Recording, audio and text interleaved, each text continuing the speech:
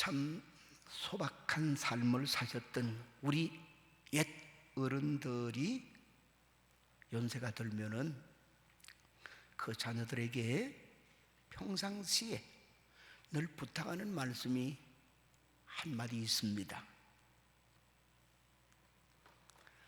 내가 죽으면 부디 양지 쪽에 묻어다오.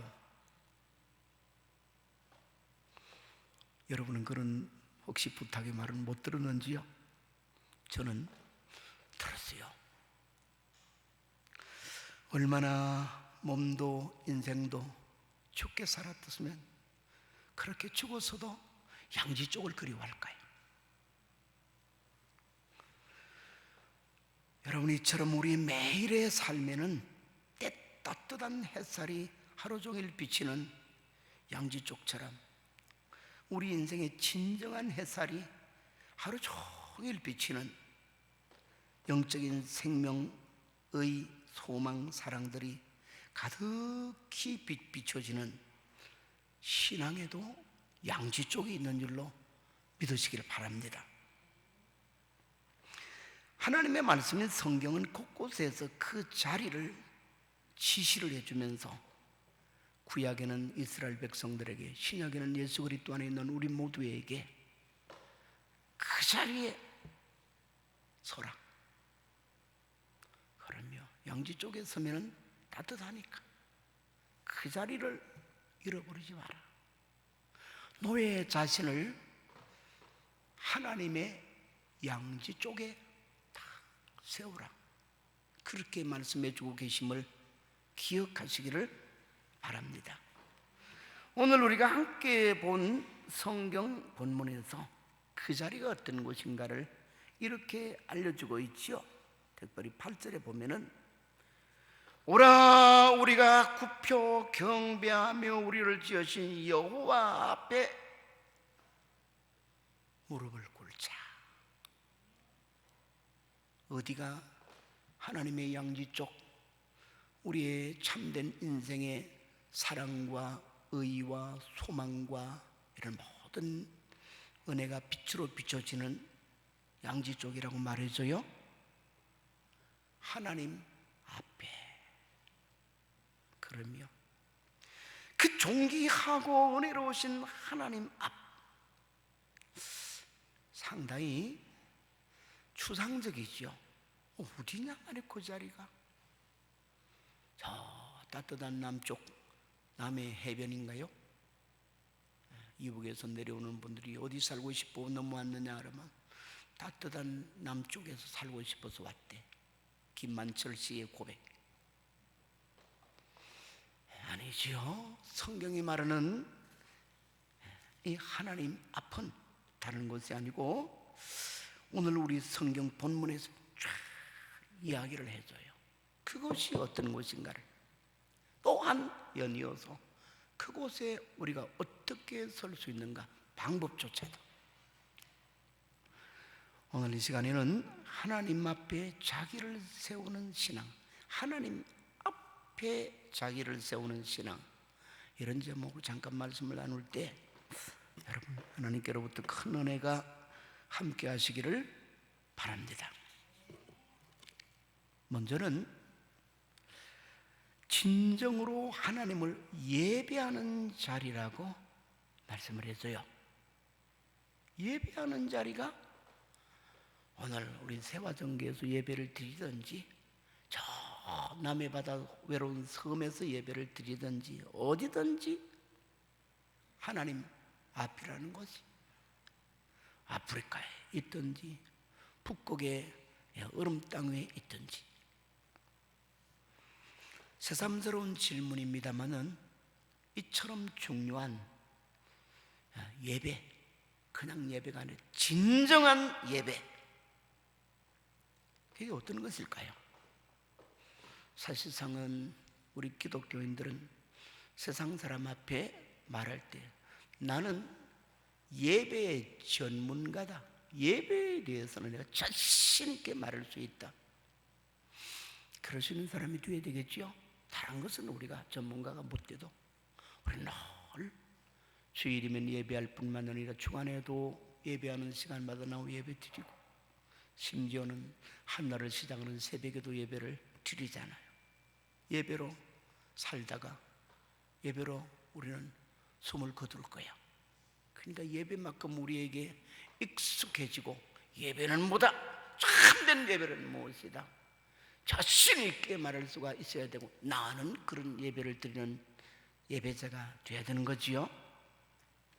우리 국어 사전에 보면은 간단 명료하게 이 예배를 정의를 해줍니다. 어떤 신에게 겸손히 경배하는 행위, 이렇게 적어놨어요. 어떤 신에게 겸손히 경배하는 행위. 나는 이런 국어 사전을 보다가 사전 필요도 없겠다 그 말이에요. 예배라는 말보다도 더 어려운 말이 무슨 말이에요? 경배예요. 예배를 쉽게 풀어서 쓴다는 말이 예배. 어떤 신에게 겸손히 경배하는, 그러면 경배는 뭐고? 그럼 또 경배를 해석해야 되고, 경배 해석하다 또 다른 말이 그거는 뭐고? 계속 줄줄이 해석을 요구를 해요.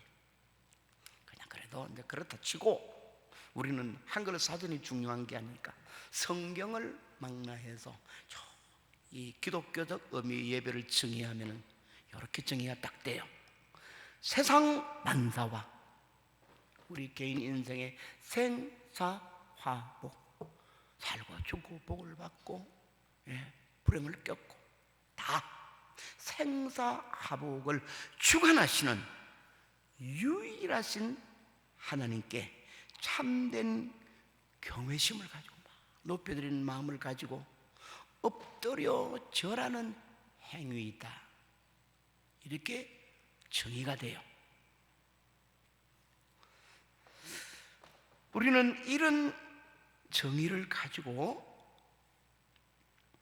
예배의 대상이 되신 하나님 앞에 그의 부르심을 따라 나와가지고 응답하는 바른 자세로 나를 드리는 것이 뭐냐? 진정한 예배다, 그럴 수 있어요. 앞에서 한글 사전에 나오는 것과 대조적인 예배의 정의는 어떤 신이 아니에요.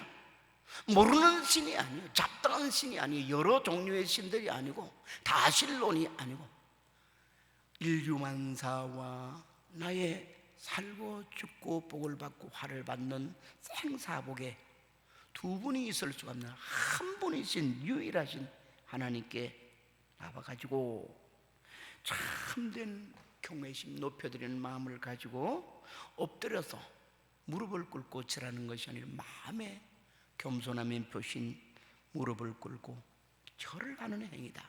마음으로 이 자세를 가지고 이 말이야. 여기에 해당한 이제 조금 전에 말한 것처럼 진정한 예배가 뭐냐 그러면은 그 하나님이 나 같은 자를 예배할 수 있도록 불러주신 부름 앞에 나를 바른 자세로 세워서 하나님 앞에 드리는 자세가 예배의 진정한 예배다, 그 말. 이걸 조금 부인하면은 예배를 하나님께 드리러 나왔는데 예배를 구경하는 건지 예배를 드리는 건지 도저히 분간이 안 돼. 어떤 사람은 예배하러 나와가지고 저쪽 줄에는 누가 앉아있나, 두 번째 줄은 누가 앉아있나, 세 번째 줄은 누가 앉아있고, 앞에는 누가 앉아있고, 뒤에는 누가 앉아있고, 어떤 사람이 무슨 컬러의 옷을 입었었고, 어떤 사람이 잘생기고 못생기고, 뭘 너무 두리번 합니까? 그건 글자 그대로 예배 보는 거예요. 그것도 예배의 대상자인 하나님을 보는 게 아니라 사람 보고 있는 거지. 다 바보지, 헛 예배를 드리는 거예요. 예배는 하나님만 주목하면서 나를 참 가다듬어서 드리는 것이 진정한 예배라, 그 말에 설명을 드렸어요. 사랑하는 성도 여러분, 이렇게 하나님은 자기 백성이 진정한 예배를 자기에게 드리기를 항상 원하시면서 그 예배의 자리로 오라 불러주신다는 사실을 잊지 마시길 바랍니다. 왜? 자기 백성이니까, 사랑하는 자들이니까. 더 왜? 그렇게 예배하는 자들에게 양지 쪽 이야기를 선언해 드린 것처럼 복을 주시려고 사랑과 소망과 평안과 기쁨과 이런 좋은 것들을 하나님의 빛으로 주시기 위해서. 그래서 우리 시편 50편 5절에 보면 하나님이 자기 백성을 향해 그 당신 앞 은혜의 자리에 강력하게 부르시는 말씀이 나와 있어요. 나의 성도를, 자기 백성을 그 말, 내 앞에 모으라. 그들은 제사로 나와 언약한 자들이니라. 구약의 제사는 신약의 예배를 가리키는 거예요. 구약의 예배의 자세는 제사로 드리는 것이니까 예배로는 말로 인식하면서 하나님이 자기 백성을 향해 예배의 부르심을 나타내줘요. 내 성도를, 내 백성을 어디로? 내 앞에 모으라. 그러면 오늘 우리도 하나님께서는 우리를 당신 앞 예배로 초대하고 강력하게 부르시고 때로는 명령까지 하시는 줄 믿으시기를 바랍니다. 또한 하나님께서는 그 예배하는 자리에 나아갈 수 있도록 길도 열어주지요. 죄인인 인간이 죄를 짓고 살면서 머리로부터 다 온 천지가 무지막급하게 되었어요. 무감각, 보는 것도 듣는 것도 느끼는 것도 깨닫는 것도 어느 하나 제대로 된 게 없어요. 뭐 때문에? 죄가 하나님을 예배하는 참된 우리의 영혼을 병들었기 때문에 그래요. 누군가가 오랫동안 교회 생활을 해도 예배 드리는 것이 엉망진창이에요. 예배가 어떤 것인지 모르고 예배를 중요히 여기지 않으니까 한 달에 한 번이나 1년에 크리스마스 부활절 때 오면은 잘온 것처럼 생각하는 사람들, 왜 그러냐? 아직도 그 영적인 감각이 살아나지를 못하는 거예요. 그러니 인간 스스로는 참되신 하나님 앞에 예배를 드릴 수가 있느냐? 안 되는 거, 그 앞에 나아가는 길을 몰라. 그러나 하나님께서는 그 길을 우리에게 열어주시면서 이 길로 내게로 오라. 당신 앞에 오는 길을 열어주시. 예배의 자리가 어디로 통해서 가느냐? 성경 여러 군데 나오지만은 가장 진솔하게 표현해 주는 말씀이 요한복음 14장 6절이에요. 예수님은 친히 우리가 어떻게 하나님께로 갑니까? 그러한 질문을 던지는 제자들에게 내가 곧 길이요 진리요 생명이니 나로 말미암지 않고는 아버지께로 아무도 갈 수가 없느니라.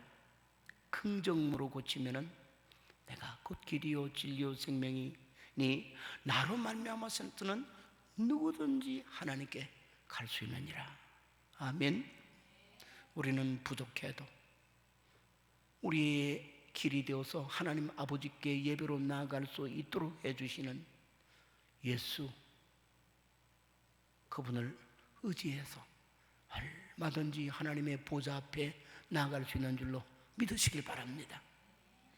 그래서 우리 히브리서에서는 4장 16절에 이렇게 말하죠.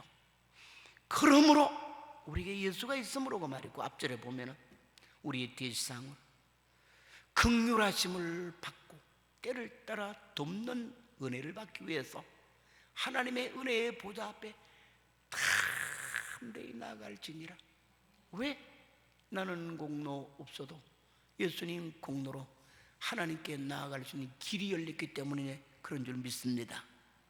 이렇게 참으로 예배한다는 것은 예수님의 이름으로 예수님의 십자가의 공로를 철저히 의지하는 자세로 나가는 것이 뿐만 아니라 우리 하나님께서는 당신 앞에 나아가는 참된 예배의 가다듬은 자세도 가르쳐 주시죠. 예수님은 그것이 요한복음 4장 23절 24절에 나오는 예수님의 그 유명한 예배에 대한 선언입니다.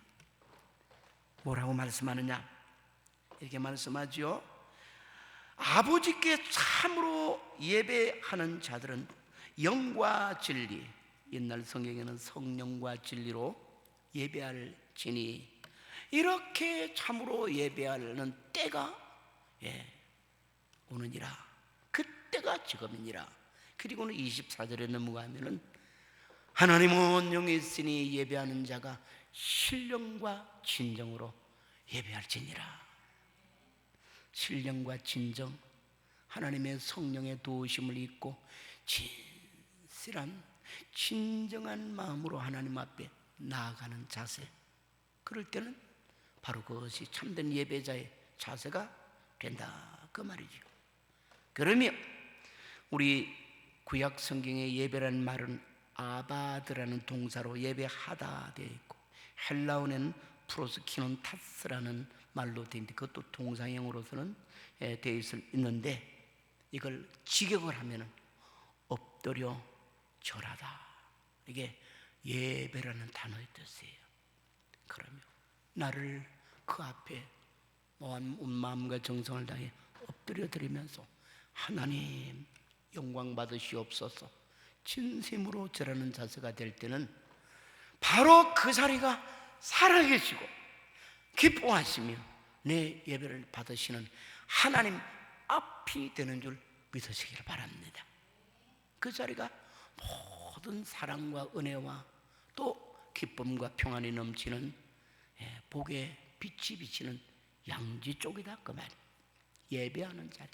그래서 이걸 거꾸로 뒤집으면은 누구든지 하나님께 진정으로 예배하는 자세가 없으면은 하나님 앞에 항상 있지 않아요. 그래서 예배의 빈자리는 불쌍하게도 그 사람이 하나님 앞을 비운 자리다, 그 말. 그래서 그 사람이 받을 하나님의 빛은 그는 그 못 받고 있는 거예요. 반드시 우리에게는 예배 신앙이 1번으로 자리를 차지해야 돼요. 두 번째는 하나님의 말씀에 진정으로 순종하는 자리라고 일러줘요. 그것이 하나님 앞이다, 그만. 여러분, 두 사람이 똑같은 자리에 있어도 어떤 사람은 빛을 많이 받을 수 있고 어떤 사람은 빛을 제대로 못 받을 수 있어요. 뭐 때문에 그럴까요? 앞에서 비치는 빛이 똑같은 자리에 있는데 어떤 사람은 빛을 막 정통으로 얼굴에 온몸에 다 받을 수 있는데 어떤 사람은 못 받아? 왜 같은 자리인데 이런 차이가 나올까요? 딱 하나예요. 못 받는 사람은 덩졌기 때문에 그래요. 그러면 우리의 신앙도 똑같아요. 하나님을 바라보고 예수님을 주목해야 되지, 등을 갖다 돌리는 등진자가 되면 안 되는 줄 믿으시길 바랍니다. 이 등진다는 말은 사람에게 대해서나 하나님에게 대해서 뭐 하는 것이냐, 두 가지 행동을 가리켜요. 하나는 거역, 나 당신 말 못 듣겠습니다, 거역하는, 또 하나는 배신하는 거예요. 계속 등지고 있는 것은 거역은 한순간이었지만 배신은 완전히 등지고 탁 버리는 거예요, 그 자리를. 그래서 우리 성경을 바라보면은 하나님께서 때로 이스라엘 백성들이 하나님을 등지는 행위를 참 많이 했어요. 이스라엘 백성들이 어떤 은혜를 입은 백성들입니까? 400년 동안 애굽 땅에서 한때 물론 초기에는 애굽의 총리였던 요셉의 후광을 입어 어느 정도 자유로웠지만은 요셉이 죽고 요셉에 대해서 알지 못하는 왕들이 새로 세워졌을 때는 그때부터 이스라엘 백성들은 애굽 땅에서 본격적인 고난의 삶을 살아요. 종살이를 해요. 종도 그냥 종이 아니야. 아침 일찍이 일어나서 저녁 늦게까지 애굽 사람들은 하지 않는 중노동인 벽돌을 굽고 성을 돌멩이로 쌓고, 이게 할 짓이 아니지. 여자들도 다 동원이 되는 거지. 얼마나 힘들었지. 애굽의 백성 살던 이스라엘 백성이 막 부르짖죠. 하나님, 우리 조상의 하나님 계셨으면 부디 구해주세요. 하나님이 모세를 보내서 출애굽이라는 역사적인 드라마를 진행시키는 거예요. 그건 설명을 할 수 없는 수백 편의 영화를 만들 수 있는 장르의 현장이 뭐 알다시피 하나님의 불기둥과 구름기둥이 그들을 밤낮으로 이끌었고 홍해바다를 육지와 같이 건너게 하셨고 메마른 광야 반석에서 샘이 오게 하셨고 아침 새벽이면 하늘에서 양식인 만나가 내려서 배불리 먹었고 고기 먹고 싶다 그럴 때는 저녁 때는 동풍이 불어서 메추라기를 그 진 위에 떨어지게 해서 메추라기 구워 먹었어요. 먹어봤어요? 엄청 맛있어요. 저 큰 선민 애굽에서 인도한 모세, 전부 다 불과 기둥 기정으로 하나님이 모세를 들어서 이끌어줬다. 큰 은혜를 받은 이스라엘 백성이 얼마 안 가서 가나안 땅에서 편히 사니까 배가 부르니까 교만 방자 타라해서 그 하나님을 잊어버리는 거예요. 가나안 땅에 너무너무 지저분하게 짝이 없는 바알신, 아세라, 여신 전부 다 나무나 돌멩이로 깎아 만든 우상이에요. 그거 섬긴다고 웃기는 짓을 하고, 그런 이방 종교는 그 종교의 생활도 굉장히 부도덕해요. 음란 부패로 가득 차 있어요. 그니 하나님이 선지자들을 보내서 노하면 표현한 말이 뭐냐, 그들의 하나님 여호와 나를 등졌도다. 하나님을 예배하는 생활은 짐승의 오물같이 여기면서 우상 숭배나 하고 하나님을 예배하는 자를 떠나서 그들은 나를 등졌다. 그러나 어떤 시대에 간에 진실한 주의 백성들은 우리 하나님의 말씀을 듣고 순종한 자리에 있은 줄로 믿으시기를 바랍니다. 구약 성경에 이스라엘의 역사를 기록한 책이 열왕기 상하, 역대기 상하, 같은 역사를 잣대를 두 개를 가지고 기록한 것이 열왕기 상하와 역대기 상하입니다. 그래서 아이러니하게 열왕기 상하는 왕이라는 말을 표시했지만 선지자 중심적인 역사를 기록해서 어느 시대 어느 왕 때 어떤 선지자가 일했는가, 선지자의 사역을 중심으로 기록한 역사고, 역대기는 왕 중심적 역사를 기록하는 것입니다. 여기에 바라보면은 어떤 왕이 하나님을 기쁘게 하며 그도 흥하고 그가 다스리는 재임기간 동안에는 나라가 태평하고 잘 되는 것을 보여줍니다. 딱 한 가지 기준이에요. 악한 왕과 그 백성들도 악한 백성이 되어서 살 때는 하나님께서 그 나라와 그 왕들을 치십니다. 외적의 막대기를 통해. 그 악하고 또 선한 기준이 뭐냐, 하나님 말씀이 기준. 왕이 백성이 하나님 말씀을 순종하지 아니하고 거역할 때는 악한 왕, 악한 백성이라고 그러고, 반대로 앞에 선대의 왕들이 악한 정치를 했다 할지라도, 하나님 말씀을 거역한 불의의 정치를 했다 할지라도 그 자식이 다시 나서 그 부친에 했던 그 손조고에 했던 버릇들을 싹 쓸어버리고 단마음으로 하나님 말씀 앞에 무릎을 꿇고 순종하는 자세를 가질 때는 하나님께서는 그들을 보시고 선하다, 착하다 하시면서 그 왕을 복되게 하시고 그 왕이 다스린 나라를 흥왕하게 만들었어요. 그래서 우리가 흔히 기도할 때도 히스기야 왕같이 되게 해주옵소서, 그때의 백성들이 왕의 지도를 받은 같이 되게 해주옵소서. 왜? 히스기야는 말씀의 전복을 순종해. 아사 왕같이 되게 해주옵소서, 요담 왕같이 되게 해주옵소서, 여호사밧같이 되게 해주옵소서. 왜? 그들은 과거도 주의도 상관없이 우리의 나라의 흥망성쇠와 우리의 생사복의 진정한 복은 오직 여호와의 말씀에 있다, 이걸 믿고 순종하고 되어 있기 때문에 그런 줄 믿으시길 바랍니다. 과거만이 그렇지 않아요. 지금도 마찬가지요. 비록 세계의 모든 민족이 이스라엘 민족의 후예는 절대로 아닙니다만은, 그래도 하나님의 공의는 그 지도자가 어떤 역할을 하느냐, 그 백성이 어떤 태도를 가지고 있는가에 따라서 흥망이 결정이 돼요. 악하면은 반드시 망해요. 일본이 한때 군국주의 정신으로 세계를 점령하려고 얼마나 못된 짓을 했는지 하나님이 세계에서 겪을 수 없는 무서운 심판을 주셨지. 그게 다른 나라에는 떨어뜨린 적이 없는 원자폭탄을 그들은 두 방 히로시마와 나가사키에 맞았잖아요. 근데 이게 또 다시 회복이 돼서 조금 살만하니까 못된 짓을 다시 하는 거예요.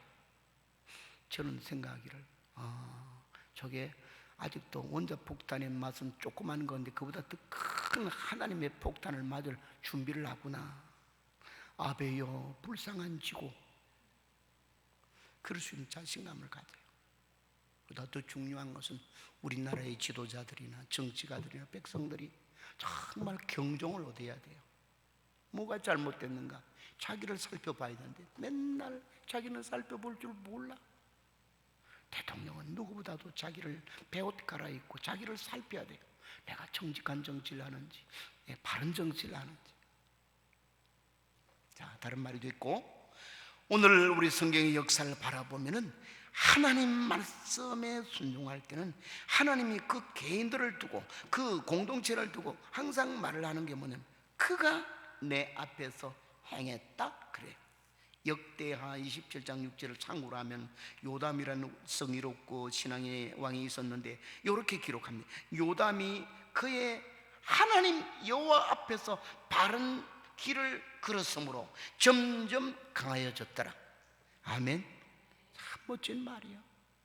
그가 하나님 여호와 앞에서 바른 길을 걸었으므로, 그래서 하나님 앞은 어떤 장소에 있든 간에 나는 하나님 앞에 있고 하나님은 나를 지켜보시는 분이시다 해서 하나님 앞에서 말씀의 편을 택할 때 하나님은 자기 앞에 있다.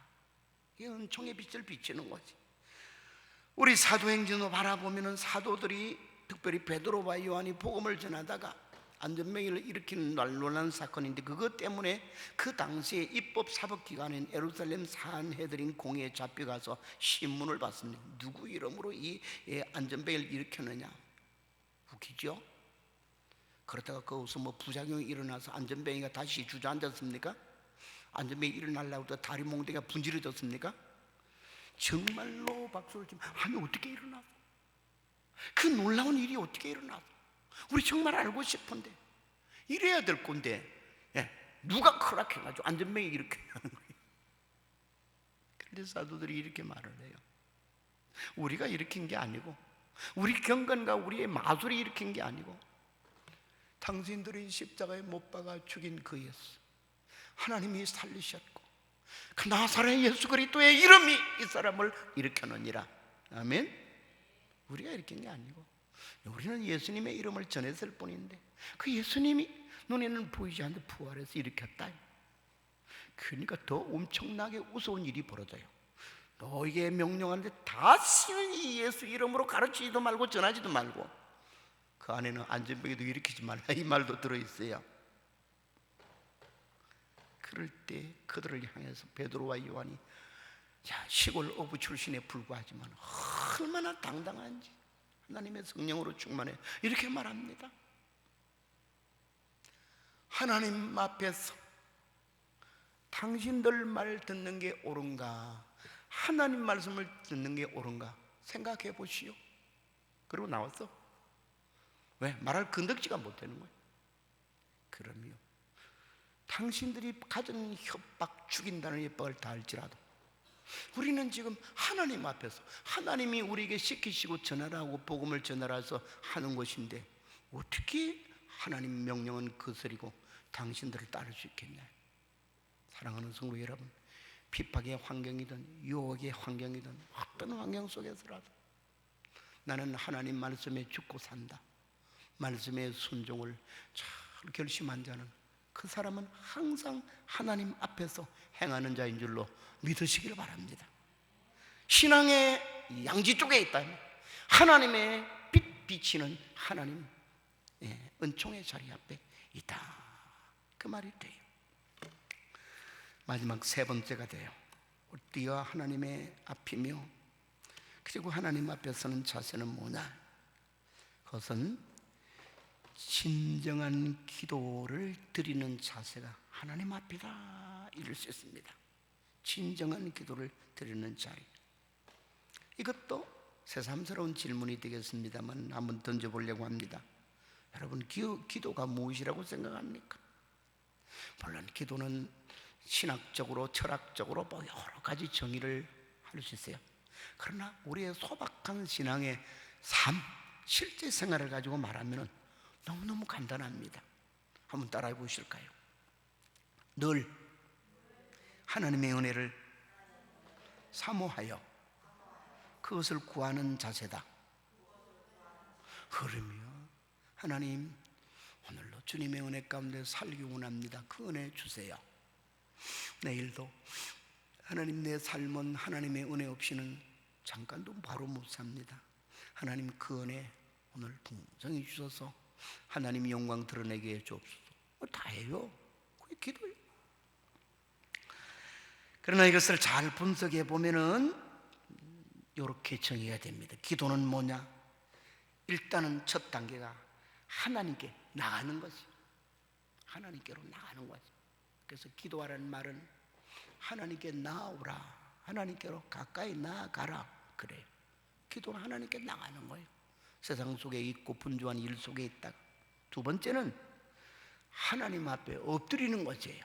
하나님 앞에 나가며 어깨 펴고 당당하게 하나님 뭐 이렇고 저렇고 그런데 이러면 따지러 가는 것이 아니고, 우리는 하나님 앞에 아무것도 아니잖아요. 피조물이요. 그 가운데서도 예수 그리스도의 피공로로 우리가 값주고 삼을 받은 기가 막힌 은혜를 베풀어 주신 하나님. 그러므로 그 앞에는 엎드리는 자세 그 이상이 없어요. 옛날 구약시대의 율법을 따라서 그들이 다소 깊은 뜻은 잘 몰라도 이스라엘 백성들이 절기 때가 되면은 예루살렘 하나님의 성전 뜰에 가서 막 모였습니다.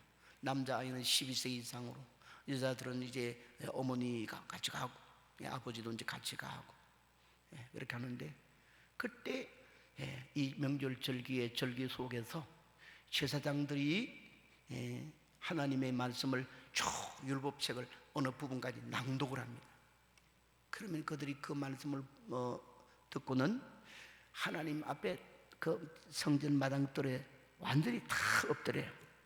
정확하게 말하면 무릎을 꿇은 채로만이 아니가 심지어 다리까지 뒤에 더 뻗고는 다 엎드려 이마를 땅에 대면서 아멘, 아멘 두 번 이렇게 복창을 해요. 그리고는 기도할 때는 무릎을 꿇거나 이렇게 해서는 하나님 앞에 엎드린 자세로 기도를 많이 했어요. 그래서 기도의 두 번째 의미는 하나님 앞에 엎드리는 거예요. 엎드린다는 말의 뜻이 알지요? 내 고집을 버리고 하나님의 긍휼을 구하는, 하나님 나를 불쌍히 여겨주세요. 엎드려 은총을 구하는 자세가 되는 것이고, 그 다음에는 세 번째가 하나님 앞에 소원을 아뢰어드리는 것입니다. 여러분, 우리 성경을 바라보면은 사무엘 상 1장에는 이 기도를 전형적으로 드리는 사람이 한나예요. 한나는 자식이 없이 무다했죠. 어떻게 하면 자식 하나 얻을까 싶어서 하나님께 소원을 두고 먼 지역에 있다가 하나님의 성전, 임시 성전이었던 회막이죠. 거기까지 나와서 그는 성전에서 엎드려 기도합니다. 하나님, 내게 자식을 하나 주시면, 아들을 하나 주시면 그 아들 내 아들이 아니고 키워서 하나님께 바치겠습니다. 나시린으로 하나님의 전만 섬김의 죄일 하도록. 근데 그 한나의 기도에 하는 모습을 뭐라고 성경에는 표시했냐면은 그가 하나님 앞에 나와 엎드려 간절히 기도하며, 나중에는 그 소리가 사라지고는 그냥 소리가 속에서만 끌어서서 작게 냈다는 것이 아니라 자기도 모르는 사이에 사로잡힌 것이죠. 소원을 뜨겁게 아뢰었어요. 엘리라는 제사장이 볼 때는 술 취해서 얼굴이 붉은 줄로 착각할 정도로. 그럼 이게 바로 뭐냐? 진정한 기도예요. 사랑하는 성도 여러분, 기도의 값어치가 얼마나 귀한 것인가를 알고 진심으로 나를 하나님 앞에 세우고 나를 하나님 앞에 무릎 꿇리고 그리고 그 하나님 앞에 내 중심을 토하는 기도가 있을 때는 하나님 앞에 기도하는 자리는 곧 하나님 앞에 서는 자리가 되는 줄 믿으시길 바랍니다. 그래서 시편 62편 8절에서는 백성들아 시시로 그를 의지하고 그의 앞에 마음을 토하라. 하나님은 우리의 피난처시로다. 하나님 앞에 마음을 토하라, 그렇게 말씀을 했고, 일찍이 다윗이라는 사람은 하나님 앞에 늘 기도하는 자세를 시적 표시로 이렇게 표시했어요. 내가 여호와를 항상 내 앞에 모시며. 그래서 하나님을 내 앞에 모시면, 거꾸로 말하면 나는 누구 앞에 있는 거예요? 하나님 앞에. 이게 이제 역설적으로 시를 표시했습니다만 다른 말로 고치면 내가 항상 하나님 앞에 하나님의 은혜를 의지하고는 무릎을 꿇습니다. 그런 말과 똑같아요. 오늘 우리의 신앙생활도 하나님 앞에 진실한 기도가 드려진다면 기도하는 그 자리가 바로 하나님 앞이라는 사실을 잊지 마시기를 바랍니다. 그러한 것을 위해서 예수님은 요한복음 14장 14절에서 기꺼이 자기의 이름을 빌려주시면서 기도의 응답을 약속합니다. 내 이름으로 내게 구하라. 그러면 내가 행하리라, 시행하리라, 그 말입니다. 결론을 맺습니다. 초대교회 성도들과 종교개혁 시대의 지도자들이 신앙생활을 항상 고백하고 서로 격려하는 의미로서 자주 쓴 유명한 외침의 구호가 있었습니다. 초대교회 성도들과 또 종교가 좀 타락했다가 우리 알다시피 15세기 되면 종교개혁 운동이 일어나죠. 그때 이래서는 안 된다, 초대교회로 돌아가자 하고 종교개혁자들이 외친 신앙의 외침, 서로가 이 외침을 통해 하나가 되고 서로의 신앙을 북돋아 용기를 북돋아주고 그러기 위해서 일종의 구호같이 외친 것이 있습니다. 그 구호가 무엇이냐? 오늘도 우리의 생활 속에 이것이 외쳐져야 될 것 같아서 두 번을 우리도 연습하는 거예요. 오른쪽 주먹을 한번 쥐시고, 다른 거 다 잊어버려도 이것만 이제 기억하고 가면 오늘 설교 60점 이상은 돼요. 잘 들은 것을. 딱 쥐고는 싹 올리시면서 코람데오 이렇게 외치면 되는 거예요. 시작. 코람데오. 한 번 더. 코람데오. 이게 무슨 뜻이냐 하면은 로마 말, 이태리 말, 흔히 말해 라틴어라고 그래요. 로마 제국이 다스리던 시대가 바로 초대교회 시대이지요. 그 가운데 진실하게 살아가려고 노력한 사람, 즉 하나님 앞에 사는 삶을 목숨같이 여기면서 살았던 사람들, 종교개혁기에 타락했던 그 종교의 양성을 보고 회개하며 우리 초대교회로 돌아가자고 외쳤던 구호가 코람데오예요. 코람은 전치사예요. 앞에. 데오는 데우스라는 라틴어의 하나님이란 뜻이에요. 그래서 앞에 하나님, 이 말을 정확하게 말하면 하나님 앞에서 뭐냐? 하나님 앞에서 살아가자 이거야. 하나님 앞에서 사는 삶이 뭐냐?